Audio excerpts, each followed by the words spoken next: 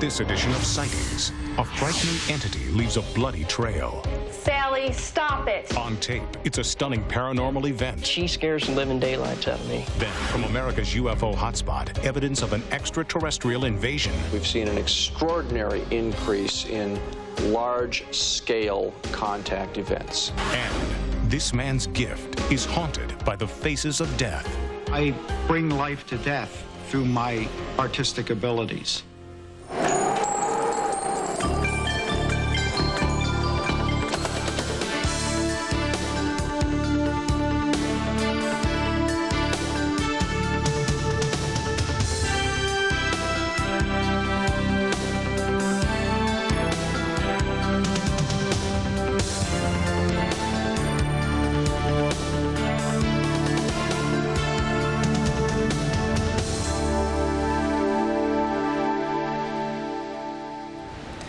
Welcome to Sightings. I'm Tim White. A ghostly presence on videotape. It's the one piece of hard evidence that's eluded our ghost investigations. Until now. When Sightings received a call from a beleaguered family in the Midwest, our team went to investigate. What they found was haunting activity unlike anything this Sightings crew had ever seen. The result was hours of bizarre, ghostly activity captured for the first time on videotape.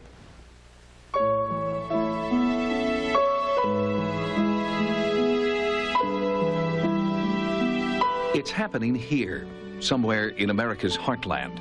The family has asked that we not say exactly where they live, but it's a town like any other where people work, raise a family, and are laid to rest. There, however, the similarity ends. We were told at least one soul here is not at rest, and that her spirit is trapped inside this house. Spirit, ghost, entity. It has many names, and many ways of making its presence known.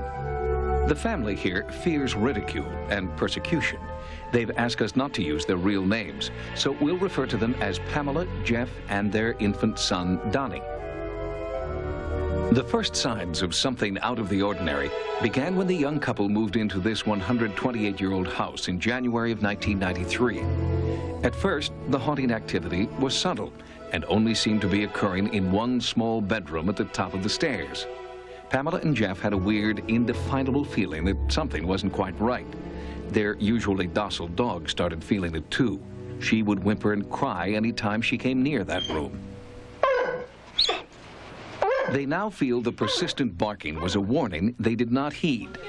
As these home videos show, after the birth of their son, Donnie, the bedroom was converted into a nursery. It was here that an entity began to show itself. Pictures of newborn Donnie were marred by strange blocks of free-floating light and shadow. It happened on roll after roll of film and with 2 different cameras. Even more bizarre was the discovery, when this photo was enlarged, that the crayon on the tablet seems to be held in space by an invisible hand. We tried to recreate this photo with wires, pins, and other tricks. We could not.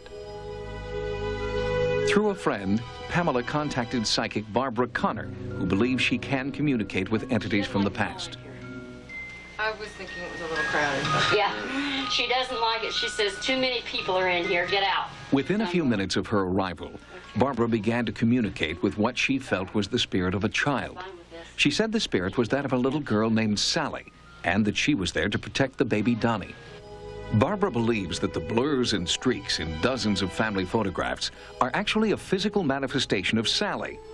We wanted Edson Williams, a trick photography expert, to give us his opinion. Sightings obtained the original negatives and photos, and with the family's approval, had them analyzed to determine if anything in the camera or in the film processing could account for the bizarre images. One photo that really caught my attention was the Christmas photos. The highlights that ran through the image, they're localized, they're not throughout the image, they're in very small regions, and they're running at different angles. Initially, I tried to recreate this simply with a few quick tricks, and unfortunately, they did not work for me. It'd be a very difficult shot to recreate. Another photograph I found very interesting was one that had a small child's toy in a corner with a blue ghosting image around it. Initially, I thought it possibly cut out a blue gel, which would be a blue plastic, clear plastic, and wiggle that in front of the camera could recreate it. But the density differences were too varied. Photographic evidence is something I always question because My job is to create illusions photographically. But these several pictures that I was shown are very difficult to explain. The family believes this is evidence of Sally, the lost spirit of a long-dead girl. And like a macabre version of Mother Goose, when Sally is good, she's very, very good, and when she's bad, she's horrid. According to Pamela and Jeff, this is Sally's handiwork. They say a swirling, frigid aura announces her presence. Then Sally leaves welting, bloody slashes on Jeff's bare flesh, as documented in these photos and verified by many eyewitnesses. So far, Jeff has been the only victim. When our Sightings crew arrived to investigate, the first step was to videotape interviews with Pamela and Jeff. These interviews were important, but the director had given strict orders to immediately turn the cameras on any strange activity as soon as it occurred. It was during this first interview session that the entity made its presence known. Jeff and Donnie watched from just behind the camera as Pamela was being interviewed first. We had gone over to my in-laws. We had come home. Shortly afterwards, we found all the stuffed animals that were in As Pamela described a previous encounter with Sally, noise from a backyard chainsaw started to interfere with the videotaping. The windows were closed. The cats were downstairs with us. Just nothing natural could happen. As Pamela waited for the noise to stop, Jeff called out. Is it going? She don't like everybody here, did. Sally, stop it. What? How did that happen? You don't know. Sally? Go on in, walk in there. Walk in there. And get a towel and clean it off his arm. Stay on the... What's going on? I gotta get my sense of it. She's right here, because it is freezing right here. It is freezing. I feel it. All you do is you feel this cold go through you. That's how I just Sally? look back. Okay, Sally, we're gonna stop. Sally, we're gonna stop until Barbara comes here, okay? When Barbara comes, she'll right talk here. to you and let you know. Right here. I can feel it. We're interviewing. It's hot. We've turned the air conditioner off for sound purposes, but it is cold right here in this part of the room. And the air conditioner is off. I just felt Look at that. cold. Look at just that. like freeze me over here. This is the same thing that occurs when Holy she's scratched his face, Holy. or he's had scratches across his forehead or down his arm. She does this when she's upset. I'm still shaking. I know, my heart's pounding too. I'm a little excited, I gotta tell you. Well, we've had a little excitement this morning. Oh, really? Already? The family asked psychic Barbara Connor to join our investigation. They felt Barbara could communicate with Sally and help calm her down. Feeling good? What's this? That's what she just did. She just did this? Yeah. I feel her now. Yeah, she's here. Hi, Sally. What's going on? Excitement. She's excited.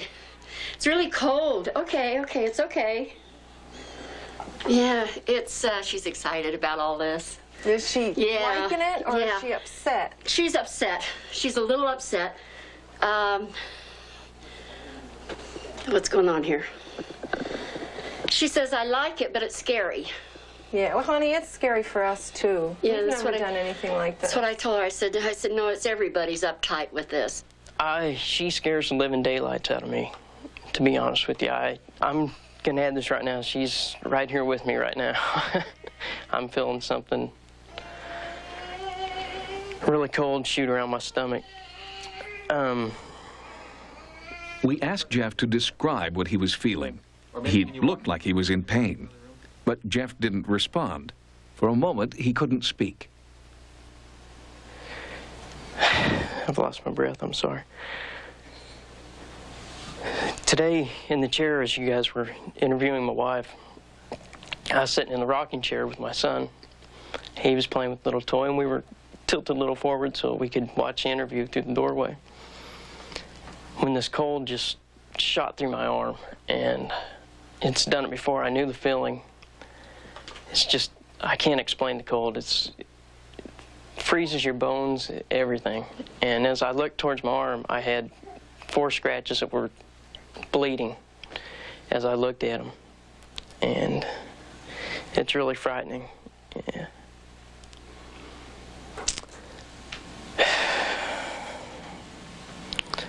She's just went right through my midsection. Oh, my God, look. Look.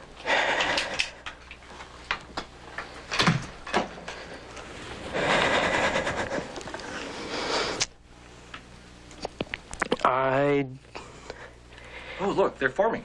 Can't come up with an explanation why she does this. It's forming right there. She tends to do this to me because I upset her sometimes. And she wants to be noticed, I think, today. This family has asked to remain anonymous. What's happening inside their house is so bizarre, they don't want to become just another media event. When we return, our investigation continues. Coming up next on Sightings. And this is like the most profound thing I've ever seen in all parapsychology. This is fact, and you have it on tape.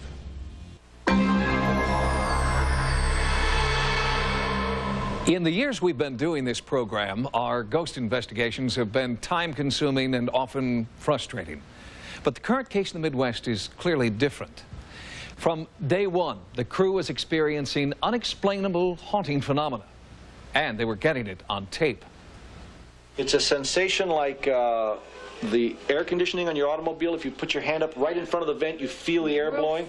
Real fresh. But if you move your hand away from the vent, it goes away. Oh. I think she's messing with you. It is swirling. Our Sightings director is Greg Cook. He was excited about the presence of strange cold spots that would come and go without warning or reason. It is so cold right here. Oh, it's this electrical charge we're talking about. Did you feel it? Did you feel it? Yeah, it's like a mild electrical shock. Yeah. Right there. Oh, my God. Can you feel it? Yeah. Oh, Jesus. Electrical shock. Right here. That is unbelievable. Paranormal investigator Howard Heim brought in instruments that could measure the cold and magnetic energy everyone in the house was feeling. Howard Heim has documented over 100 reported hauntings throughout the world. Strangely enough, as soon as he arrived, our video camera began to malfunction. There was breakup, usually a sign that there's been some kind of electrical interference.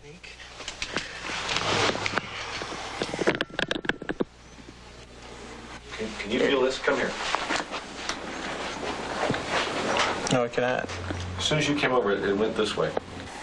You can feel it? Well, let's take a few minutes. So it's 77.7 degrees Fahrenheit in here. This dropped a point.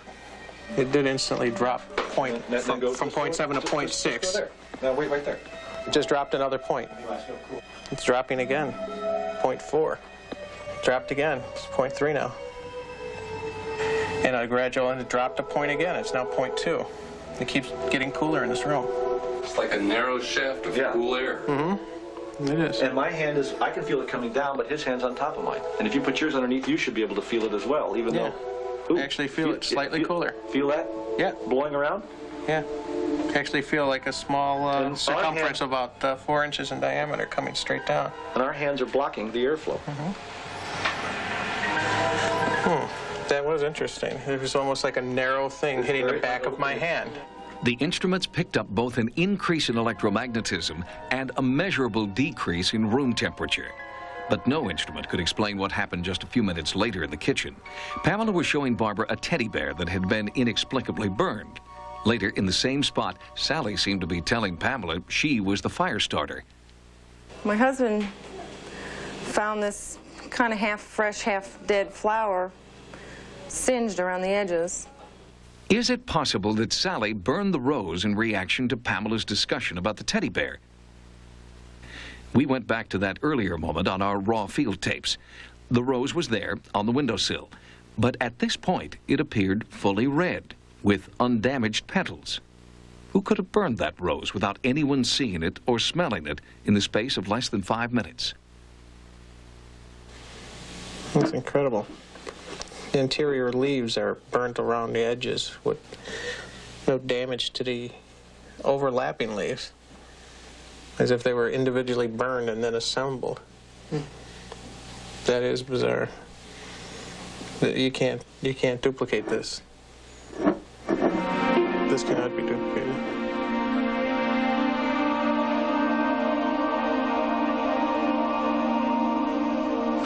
Well, let's go see, show me where she lives, so to speak here, and This used to be his cradle, but we've put it in here as like a gathering for her toys, things that she's allowed to play with and not get into trouble for. In the bedroom that had been the source of so much haunting activity, electromagnetic field readings were normal at first. Then Pamela felt that Sally had arrived. Oh, man. Yeah. Right here. The magnetometer needle jumped. look at it. We're 2.5, now we're at 3. I can actually feel it between my fingers. It's very light, but it is noticeable. During our investigation, everyone who entered the house felt an eerie, ghostly presence. But only Jeff claims to have actually seen a manifestation of Sally. I walked over to the kitchen cabinet, opened the cabinet, and got out a glass, poured my orange juice. Started to take a drink, and as I turned around, there was a little girl standing not more than 3 foot away from me, just as plain as you are to me now. Just standing there with this plain look on her face, just looking at me like she was curious about me too.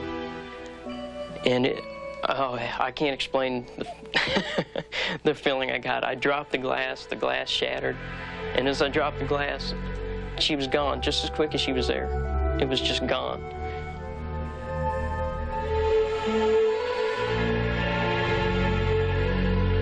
Sally never materialized for our low-light intensity viewing equipment, but our normal video camera did pick up perhaps the most stunning paranormal event ever recorded on tape. It came without warning, as our cameras were in the process of recording one final scene. Sally, can you see through it? Is it working? Yeah. And go up? Top. Very slowly, yeah. Look, one's starting to bleed. There's a whole new... You getting a new one? Oh, look at that. Look at that. Oh, look at that. Oh, my God. It actually... I knew she was around. It's this nice dark one where it's bleeding. Look at that. Look at that. It's standing on down. There it is. Look at it. We trained our cameras on Jeff's torso for 9 minutes, the entire duration of the bizarre event. What first appeared as scratches eventually grew into long, thick, bleeding welts. No one had a logical explanation. I've been scratched, to be honest with you. It just simply appeared. You lifted your shirt, the same scratches were there. You put this to your stomach, and all of a sudden blood started to ooze out. And this is like the most profound thing I've ever seen in all parapsychology. I've seen and felt a few things myself, but it could be suggestion. But this is not suggestion at all. This is fact, and you have it on tape. When our crew returned from the Midwest, the excitement in the Sightings offices was palpable. Our videotape has become the object of intense interest for paranormal investigators like Kerry Gaynor. We ask him to view the tape, making careful examination in side-by-side views of the before and after frames taken while this bleeding scratch welted up before our camera. When we return, I'll be joined by Field Director Greg Cook and world-renowned parapsychologist Kerry Gaynor as we continue this remarkable investigation. Coming up next, historic contact with an entity. And later, from America's UFO hotspot, unprecedented daylight sightings captured on tape.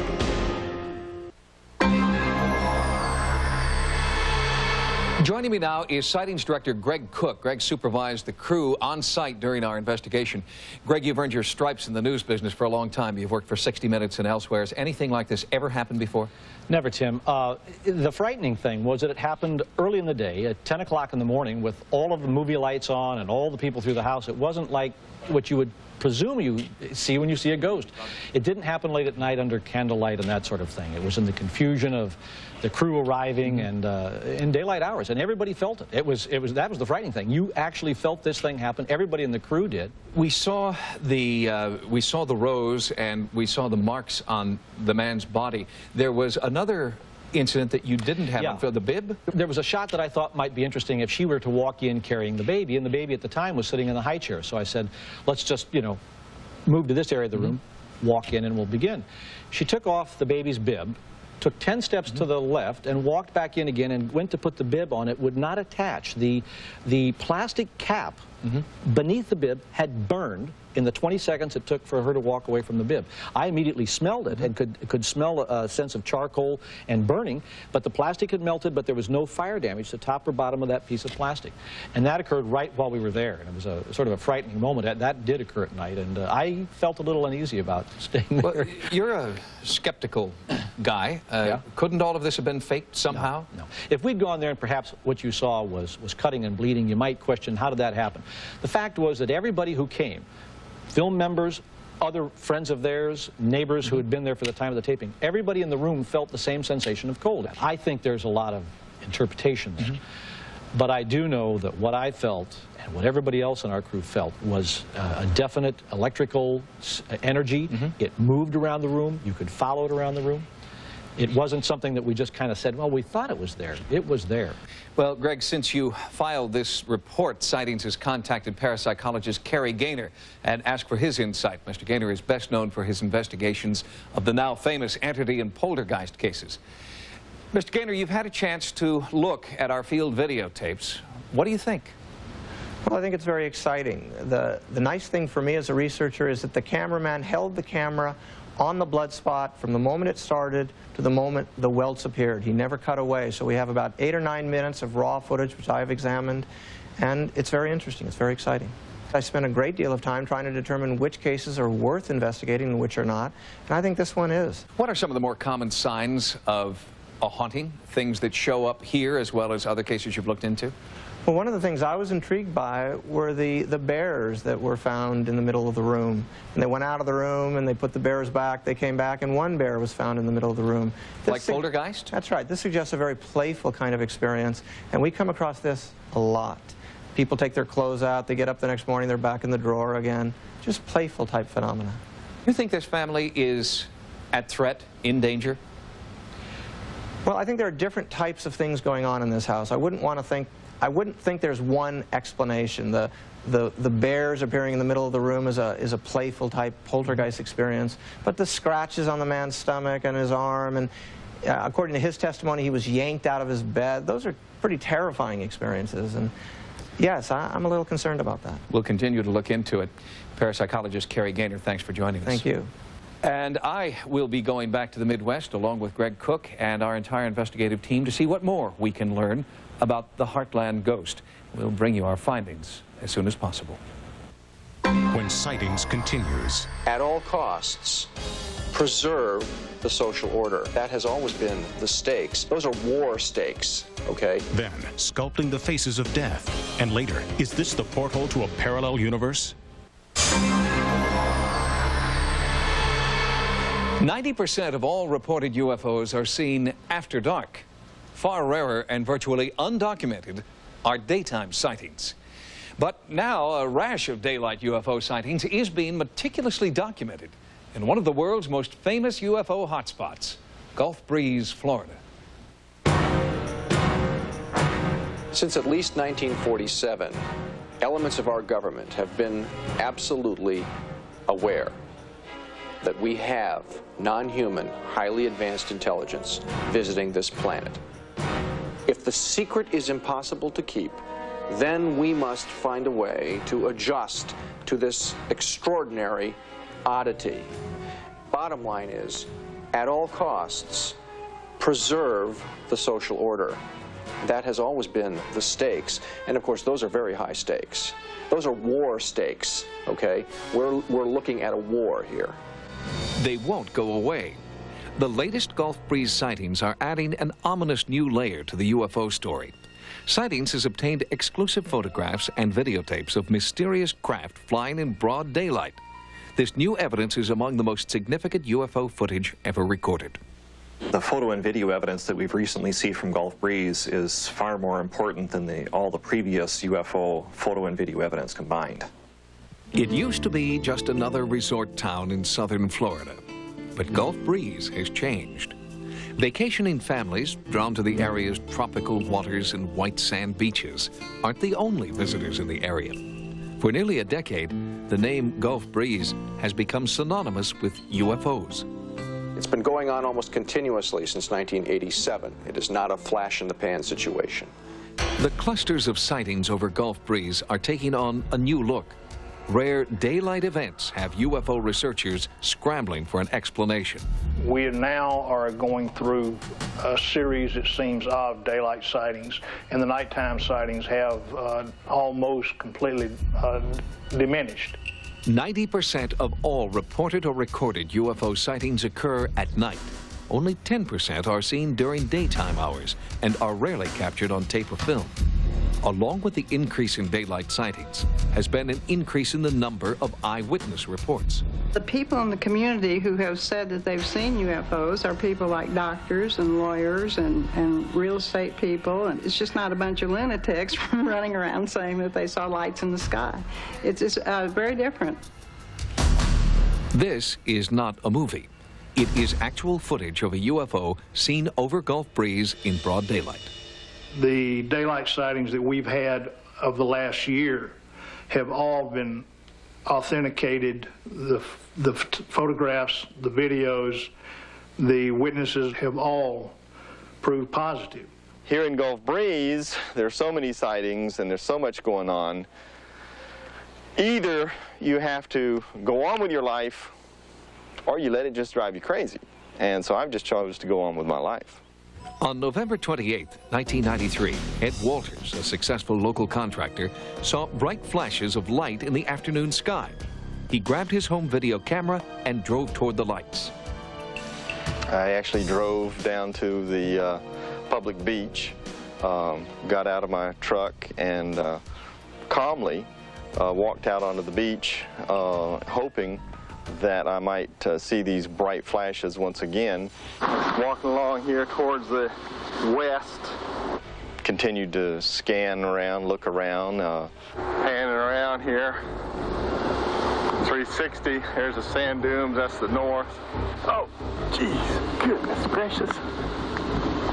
Over those dunes right there. It appeared and flew in from the north, hovered out over the beach, over the shoreline.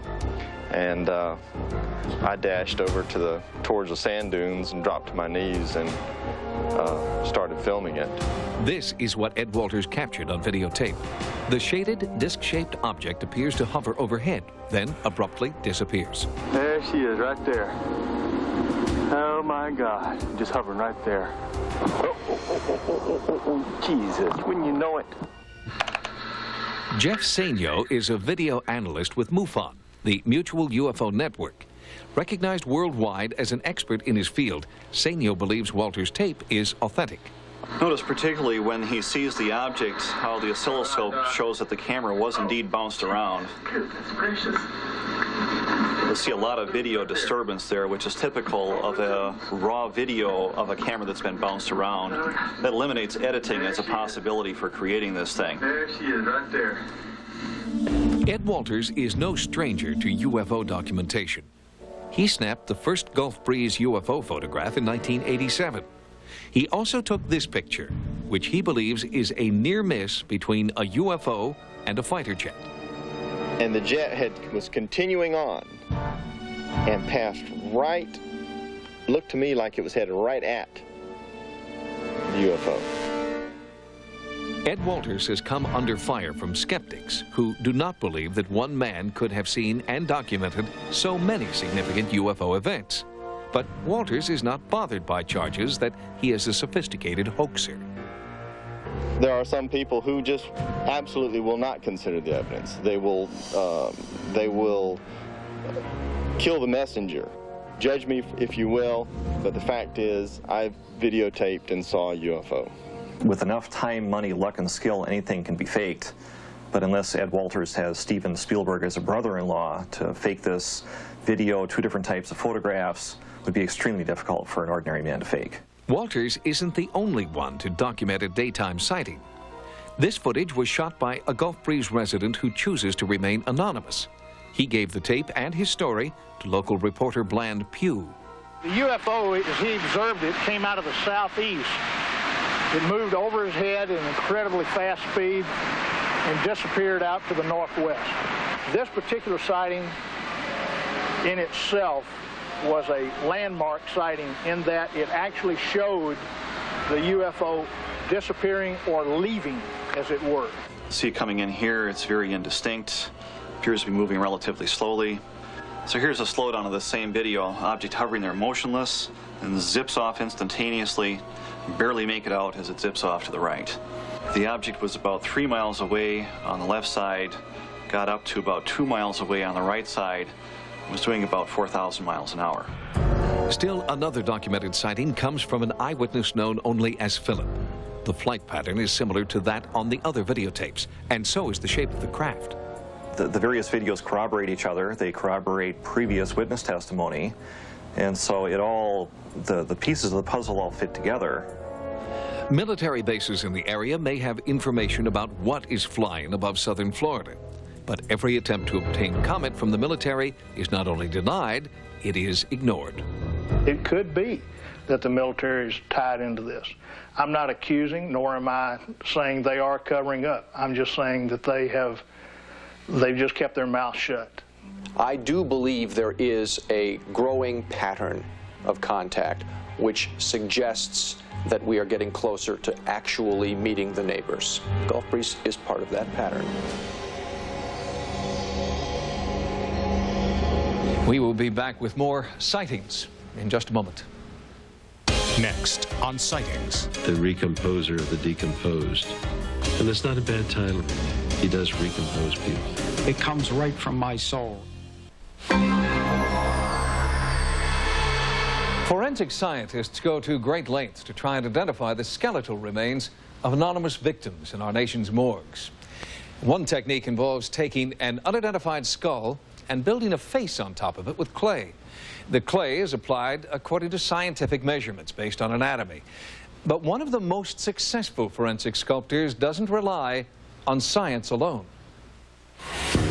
Nobody should be dead without a name. I mean, that to me is a disgrace to a society that does nothing about getting these people identified.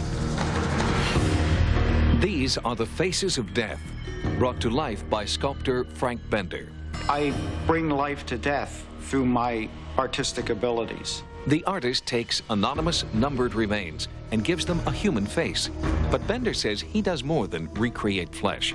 He tries to capture their souls so they can reach out to a long-lost loved one. It was almost like a spiritual thing. When you looked at her, I mean, the face just appeared. He starts with a nameless, faceless skull. In his mind's eye, a picture starts to form.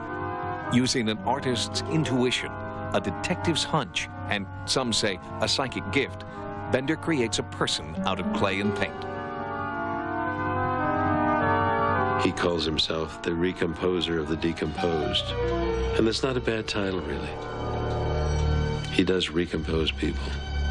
Frank Bender has given Sightings a rare opportunity to observe him at work in his studio. He's trying to help police identify the killer of a 5-year-old boy found dead near a vacant lot in Philadelphia. The key to this investigation is actually finding out who the child is. And this is where Frank comes in. Frank Bender's bizarre forensic career began in a morgue in 1976. He was a struggling artist looking to study anatomy. In a moment that changed his life forever, Bender was strangely drawn to one badly decomposed Jane Doe.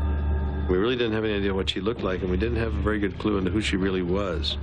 I had said to the technician, well, I know what she looks like.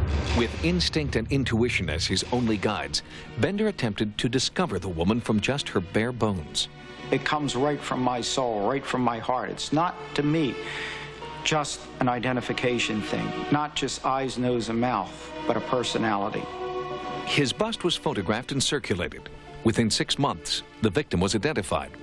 There are forensic sculptors working for police departments around the country, but their extensive knowledge of anatomy and the mechanics of physiology lack what Bender brings to the same work, a real sense of who the person was.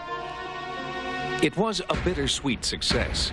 Bender was haunted by the faces of his victims. His own personal art began to change. He calls it his nightmare art. It's actually more of a torturous process doing this art. It's like the garbage coming out of the experiences of working with these forensic cases. After Bender's initial success, skeptical officials in Philadelphia started to sit up and take notice. His success rate in identifying victims eventually reached 85%. Interpol and the FBI asked for his help.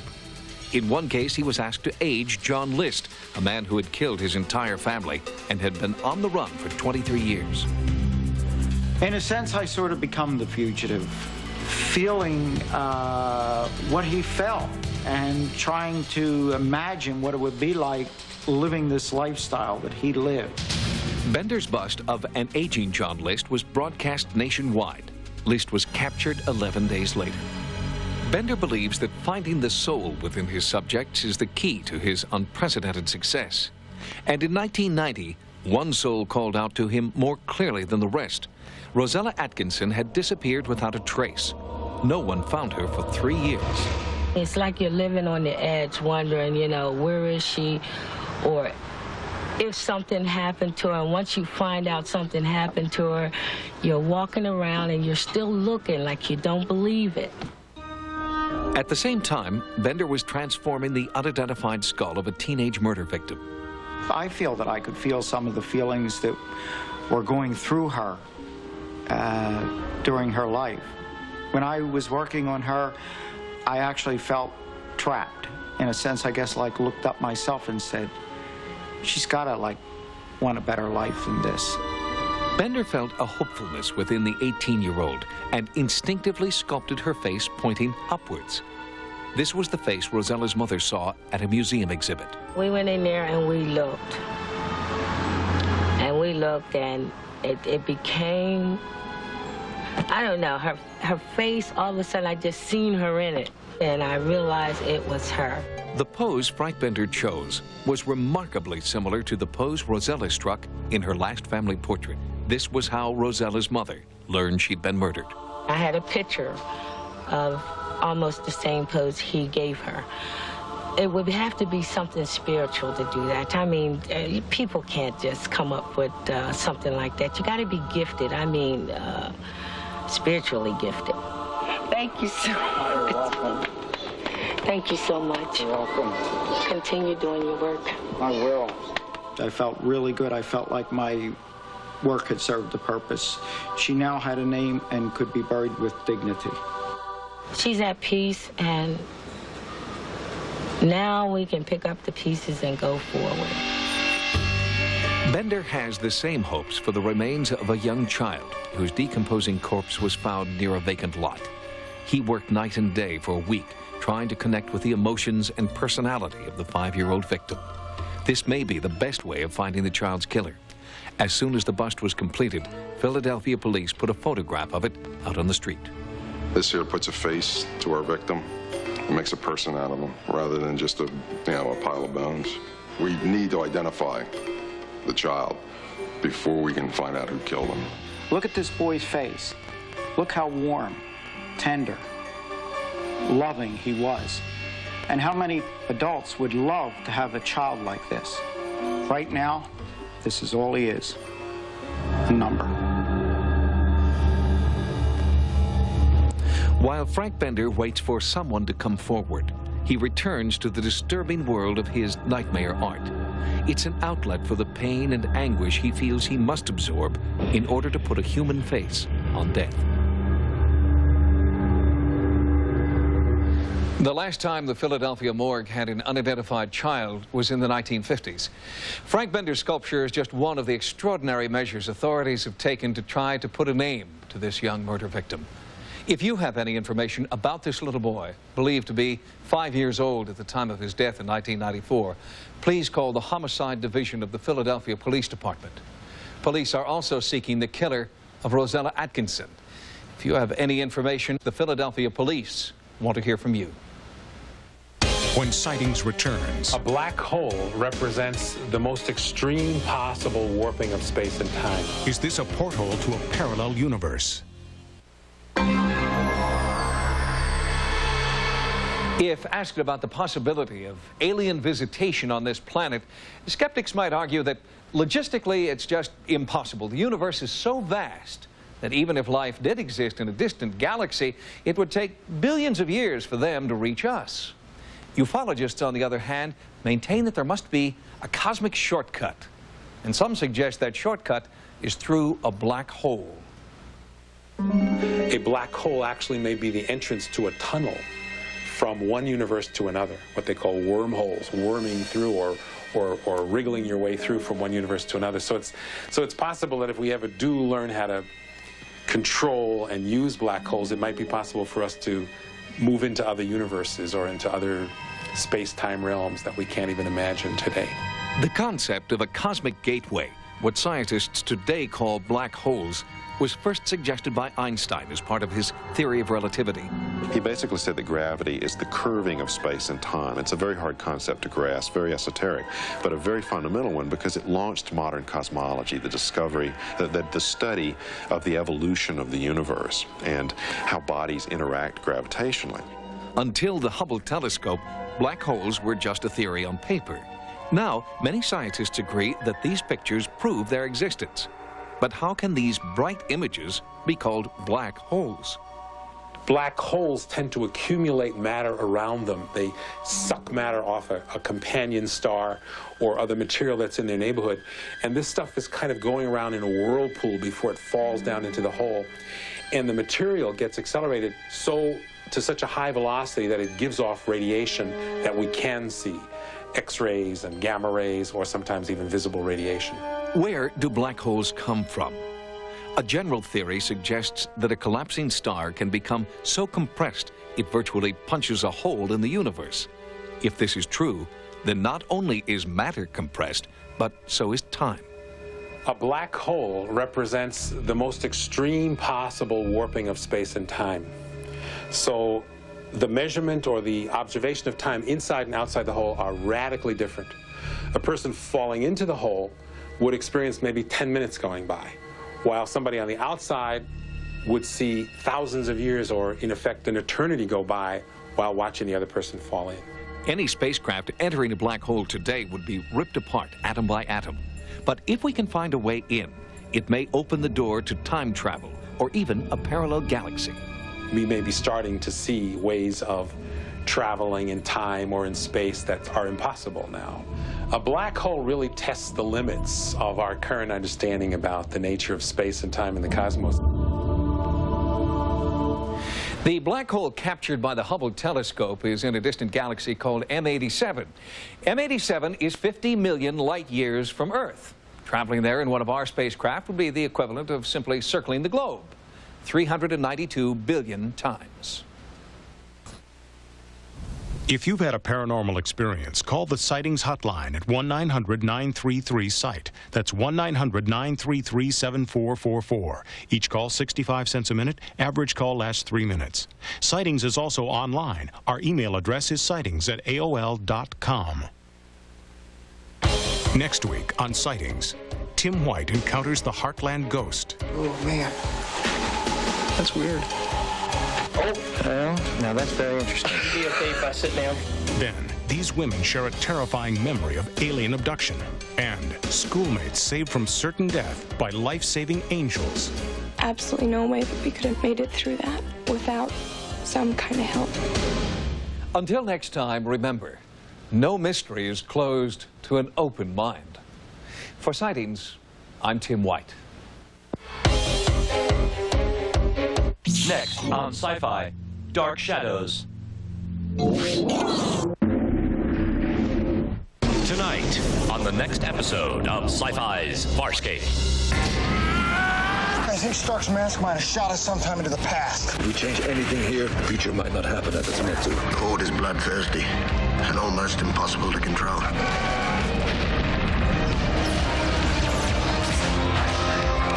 Okay, let's get the hell out of here.